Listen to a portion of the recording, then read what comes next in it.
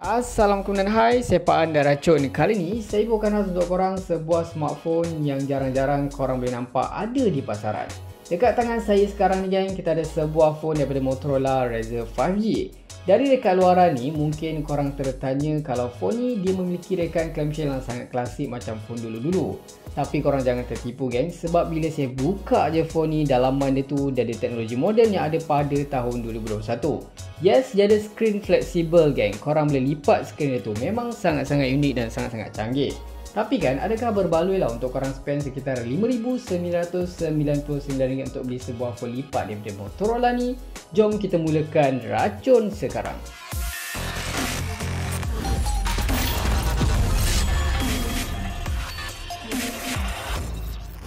So, sebelum kita gali lebih dalam pasal Moto Razr 5G itu sendiri, sekarang ni saya nak share dulu dekat korang. Saya rasa benda ni memang sangat unik macam korang nampak sekarang. Kotak dia tu boleh kata memang sangat-sangat rare. Jarang-jarang kita boleh nampak kotak smartphone macam yang ada dekat Moto Razr 5G itu sendiri. Korang nampak tak dekat sini? Kotak dia ni jenis macam dia dah dalam keadaan berdiri tau. Kalau korang tengok di bahagian belakang ni, dia ada bagi tahu dekat sini.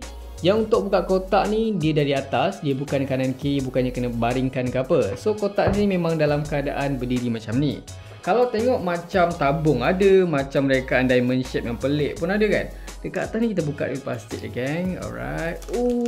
Nice. So dari atas ni korang akan nampak dia punya phone tu sendiri. Sebab dari atas ni dia macam transparent lah. So korang boleh nampak dalam. Di bahagian sini korang akan nampak ada tulis Razr tu sendiri. Di bahagian bawah ni ada logo Motorola. So kalau kita tengok di bahagian bawah, dekat sini ada beberapa spek highlight lah. Macam phone saya ni 8GB RAM, 256GB storan dalaman. Dan warna dia ni polish graphite. Memang agak rare kat bunyi dia tu nak sebut tu. Apakah dia polish graphite tu? Tak apa, sekarang kita akan buka dulu 1, 2, 3 geng. Alright, so kotak ni memang nice gila lah. Korang boleh tarik dari atas macam tu. So di bahagian depan ni korang akan nampak ada Moto Razr 5G macam kat intro tadi. Dekat bahagian bawah ni ada tulisan Razr juga kalau korang nampak. Kalau kita pusing belakang, ni yang saya nak tengok geng. Jarang-jarang saya dapat smartphone yang kotak dalaman dia tu korang boleh dapat macam case korang punya spek mata. Kalau korang pakai spek, mesti korang biasalah familiar lah dengan design macam ni kan. So dekat sini korang akan nampak ada ukiran yang membentuk kepada tulisan Razr. Dan dia punya casing kulit dia ni, material tu boleh kata sangat-sangat premium lah. Se-premium phone tu sendiri. So apakah isi? Jom kita buka. Oh, dia ada macam magnetic sebiji macam spek mata punya case. So bila korang buka, finally rupanya dia letak segala aksesoris tu dalam satu case saja. Agak pandai juga dia buat macam ni. So di bahagian atas ni korang akan nampak ada manual cara-cara penggunaan. So dekat sini korang akan dapat kabel pengecasan warna hitam, USB-A to USB-C of course. Dan korang akan dapat juga SIM tool untuk buka SIM. Lepas tu korang dapat adapter 3.5mm jack. Bermakna phone tu tak ada lubang untuk korang cocok korang punya phone. Dan terakhir dekat sini korang akan dapat dia punya adapter. Dekat sini dia tulis turbo power.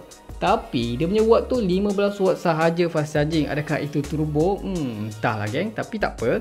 So ini saja yang korang akan dapat dalam kotak. Cuba kita tengok apa lagi yang ada dekat sini. So kita akan angkat dulu phone ni. Nanti kita bahas lebih lanjut pasal phone ni. Letak dulu kat tepi. So ini dia geng. Tapi geng, nanti dulu. Sebab saya perasan korang nampak tak dekat sini, dekat kotak sendiri dia macam ada easter egg tau. Yang mana dia tak bagi korang buang lah. Adalah guna dia. Sebab korang nampak tak lubang-lubang ni.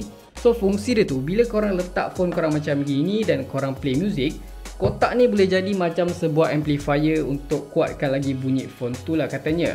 So tak apa, jom kita mulakan. Kita tengok apa yang special ada dekat Moto Razr 5G tu sendiri. First of all, bila saya pegang phone ni kan, first impression saya terasa kalau phone ni memang sangat sedap dipegang, ringan gila. Kalau korang buka memang sangat nipis. Cuma bila korang tutup macam ni, memang dia punya rekaan ni membuatkan dia tebal lah. Sebab dia rekaan clamshell macam ni.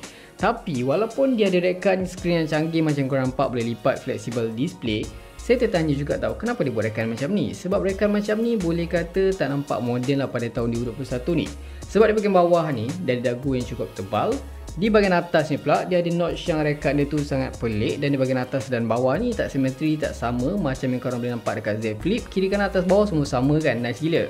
Tapi yang ni nampak agak berbeza. Tapi korang jangan risaulah, korang jangan pelik. Sebenarnya diorang sengaja, Motorola sengaja buat macam ni sebab dia masih nak suntik DNA yang ada pada original motor yang dilancarkan pada tahun 2004. Time tu Motor Razr ni memang sangat-sangat famous lah pada zamannya. Sampai kan dah pun terjual Motor Razr tu sekitar 130 juta unit, memang sangat famous lah pada zaman tu kan. By the way, phone ni korang dah pun boleh dapat kat Malaysia sebenarnya tau. Dan harga rasmi dia tu sekitar RM5,999.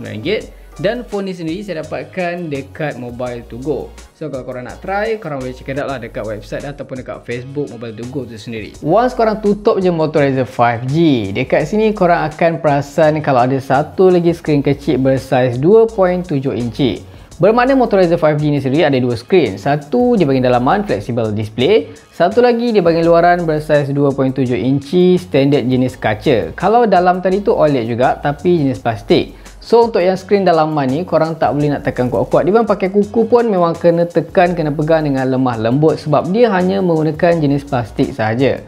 So beralih di bahagian depan dekat sini, apa yang dia boleh buat dekat skrin kecil ni selain dia boleh paparkan notification, panggilan masuk kan? Untuk korang akses kepada aplikasi, korang swipe di sisi kanan. Ada banyak gila aplikasi di bahagian sini. Dan kalau korang rasa tak ada yang aplikasi yang korang nak tu, korang boleh tekan manage app. Bermakna skrin depan ni korang boleh akses tanpa korang buka phone ni di bahagian dalaman tu, memang sangat-sangat nice. Korang boleh layan YouTube dekat sini. Yes, korang boleh layan YouTube gang. Dan kalau korang rasa korang nak main game berat, contohnya Call of Duty boleh, PUBG Mobile boleh, nak layan Instagram, social media pun boleh, tak ada isu gang.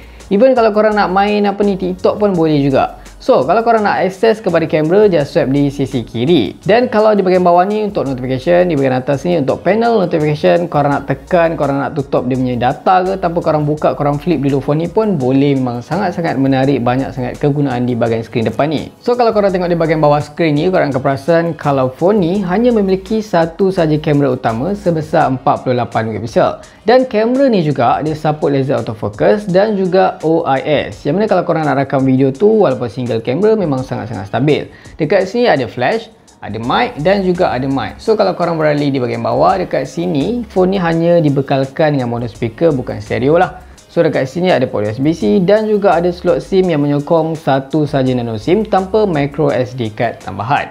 Di bahagian sisi kanan dekat sini just ada volume rocker up and down. Boleh kata button itu sangat-sangat sedap. Di bahagian sisi kiri pula dekat sini just ada satu butang saja, iaitu butang power. Dan kalau kita beralih di bahagian belakang, di bahagian bawah ni korang akan nampak ada tulisan Razr branding.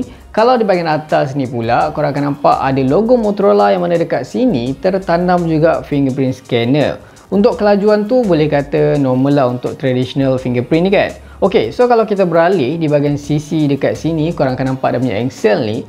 Untuk Motor Razr 5G ni, ini yang macam korang tahulah, ini second generation. Yang pertama tu dilancarkan pada tahun 2019. So kali ni dia dah upgrade lah, dia menggunakan stainless steel punya dia punya engsel ni. So bila korang nak buka tutup tu kan, bila korang buka tu, korang akan terasa memang sangat-sangat ketat lah, sangat-sangat nice lah. Dan saya perasan juga bila buka tu, dia macam ada macam bunyi sikit lah bila korang buka. Dan yang agak mengerikan, korang perasan tak? Dia punya skrin tu bila korang buka macam ni, dia macam ada terangkat sikit tak? Kalau korang perasan tak dekat sini. Untuk material yang diguna pakai pada frame phone ni, dia pakai aluminium jenis 7000 series. Untuk panel belakang ni daripada kaca Corning Gorilla Glass 5. Dan untuk di bahagian depan ni hanyalah plastik macam yang saya dah inform tadi lah. Tampilan menu utama Motor Razr 5G dekat sini, saya perasan kalau UI dia tu boleh kata sangat-sangat clean, standard. Boleh kata agak familiar lah dengan phone-phone yang menggunakan stok Android. Sebab skin dia tu memang hampir kepada stok Android. Untuk sistem operasi sendiri dia masih menjalankan Android 10. Tapi saya perasan dekat sini ada satu aplikasi motor yang mana bila korang masuk dekat dalam ni, dia akan bagi tahu korang apa yang korang boleh buat dekat phone ni kalau korang tak tahu nak guna. Macam dia ada motor display, ada motor action untuk gesture dan banyak lagi. Oh ya, phone ni juga dia support motor game time lah untuk boost dia punya performance bila korang tengah gaming. So kita cuba masuk di bahagian setting. Dekat sini saya perasan yang setting lain ni standard je. Cuma yang lain dekat sini ada option untuk external display untuk screen di bahagian depan yang kecil tu. So apa yang korang boleh buat dekat sini, korang boleh setkan aplikasi apa yang korang nak bubur kan, ataupun korang boleh macam decorate sikit lah dia punya UI, apa yang korang nak bubur, dia punya font size dan juga dia punya display size tu. Untuk kualiti yang ditawarkan pada sebuah smartphone boleh lipat ataupun flexible display yang ada dekat Motor Razr 5G ni, bagi saya kalau pengalaman saya lain movie, lain YouTube dekat phone ni macam ok lah, just nice. Sebab dia punya screen ni resolusi tu sampai 720p sahaja gag. Dan kecerahan dia tu tak terlampau terang lah. Tapi kalau korang layan movie ataupun tengok phone ni dalam keadaan dalam bilik tempat tertutup tu, rasanya okey je. Tapi kalau di bawah cahaya matahari dekat luar tu memang sangat-sangat silau lah. Lagi skrin tu jenis macam plastik macam ni kan. Sekarang ni kita akan cuba tengok kekuatan speaker mono yang ada dekat Moto Razr 5G ni. Okey tak okey, kuat tak kuat, korang boleh nilaikan sendiri sekarang.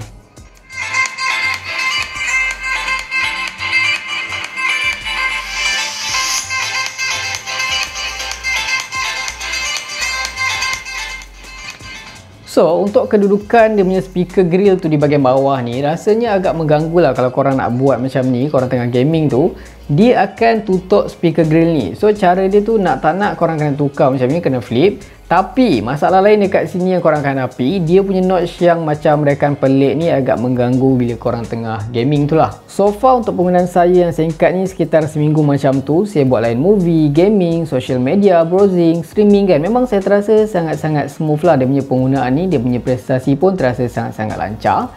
Lagi-lagi digandingkan dengan RAM yang besar juga 8GB, so untuk penggunaan multitasking korang tu memang terasa sangat-sangat lancar tanpa sebarang hiccup. Ok, so dekat sini korang kena tahu tau, walaupun phone ni harga tu sama-sama level dengan iPhone 12 Pro Max macam tu, tapi chip yang dibekalkan ni boleh kata dalam level mid-range lah, dipakai, dikuasakan chipset Snapdragon 765G saja, which is memang support 5G lah macam yang korang sedia maklum. So, kita cuba tengok untuk AnTuTu benchmark kalau korang tertanya.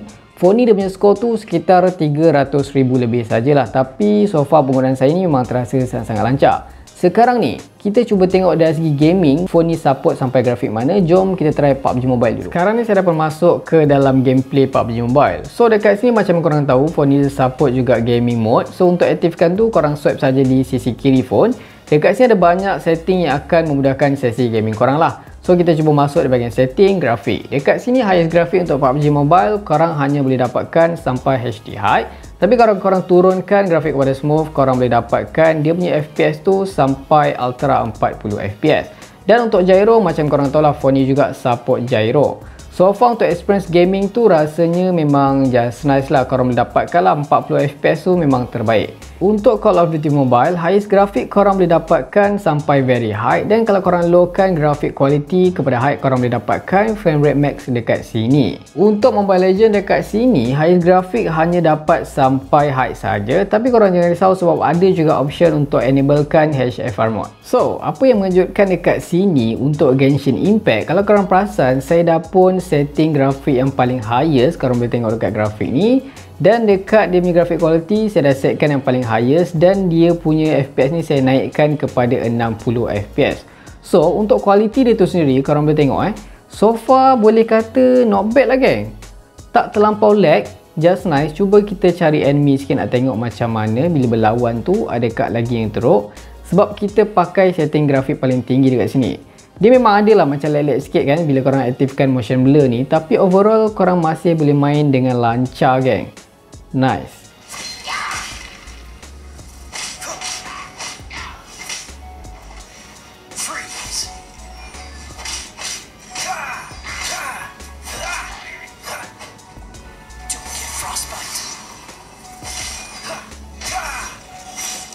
Untuk tampilan aplikasi kamera tu sendiri, layout dia tu boleh kata sangat mudah diakses. Korang just swipe kanan dan kiri untuk tukar kepada mode yang tersedia.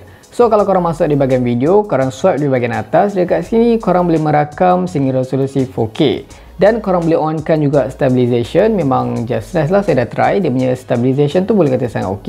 Dan di bahagian kanan ni korang akan nampak ada banyak gila mode yang tersedia. So far kan, dari segi dia punya gambar yang dihasilkan tu boleh kata not bad lah. Dia punya detail gambar, color accuracy, gambar malam pun boleh kata cukup memuaskan untuk sebuah phone lipat. Kalau korang ni seorang yang pentingkan ketahanan bateri yang lama, nak beli phone tu bateri kena besar, rasanya Moto Razr 5G ni tak sesuai langsung untuk korang. Sebab kapasiti bateri yang dibekalkan dekat phone ni hanyalah sekitar 2800 mAh saja. So far untuk penggunaan saya yang ringkas ni, saya guna sekadar light usage macam tu, okey lah, saya dapat sekitar 5-6 jam macam tu. Tapi kalau korang ni seorang pengguna yang heavy, rasanya phone ni memang tak cukup sesuai lah, which is korang tak boleh dapat macam seharian guna phone ni. So geng, rasanya itu saja video kita untuk kali ni. Kalau korang rasa berbaloi untuk spend sekitar hampir 6,000 untuk dapatkan sebuah phone dengan teknologi skrin boleh lipat yang ada dekat tangan saya sekarang ni, cuba korang komen dekat bawah. By the way, bila sebut pasal lipat ni geng, diorang claim phone ni mampu bertahan bila korang buka tutup macam ni sekitar 200,000 kali. Which is kalau sehari korang buka tutup dalam 100 kali, rasanya boleh tahan sekitar 5 tahun macam tu geng. So, kalau korang suka video ni, jangan lupa tinggalkan like, share, komen dan subscribe. Itu sahaja racun kali ni. Jumpa lagi di racun-racun seterusnya. Assalamualaikum.